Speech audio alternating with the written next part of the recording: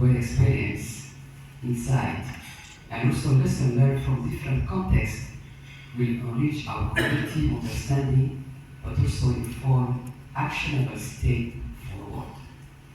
Together, we will also explore how secondary cities can leverage partnership resources and innovative approach to support the implementation of international framework such as the Global Compact on Migration and also the Comprehensive Refugee Response Framework. I'm confident also that our deliberation over the coming 2 days will yield valuable insight and also pave the way for tangible solutions that also contribute to the well-being and prosperity of all inhabitants in the IGAD region. Before we commence, I would like also to extend my sincere appreciation to all the participants for your commitment to this important dialogue. I also express my gratitude to all our partners, City Alliance, but also our donors, the European Union, the government of Sweden, and also the German government for the support in making this event possible. Dear participants and also delegates, let us also embark on this journey of shared learning with open mind and also shared commitment to building inclusive and resilient community in our secondary cities. I was privileged to have taken part in some of the events. I was invited to Arua, I was invited to Asosa, but I participated virtually. There was a learning event in Kampala that I participated in. There was one in Lodwar that we also took part in. So it has been gaining momentum, and you can see that the experiences are being shared across contexts, and also the best practices are being borrowed and replicated in other settings. And that is the real, where we see the convergence of the initiative by Cities Alliance and the work that IGAD does. Because we are a member state organization, we bring together currently 8 member states, I would say 7 active ones.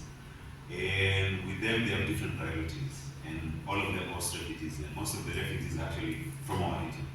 So the only thing that, now that it is also expanding, because we are building from the bottom. You'll see the subsequent sessions when I make a presentation about the IGAD region and the displacement settings. In total, we have close to 136 IDP and refugee settings, if you are to count them, so the settlements, and they are in like around 41 municipal and urban authorities. So we cannot engage all of these all at once. We want to build a network from the bottom, those who are already existing, and then see what could be the key agendas that we could table to the others, as we build the network and broaden it further. When I learned about the initiative, I was impressed, and I said that this would be the easiest entry point for us to start building the network itself.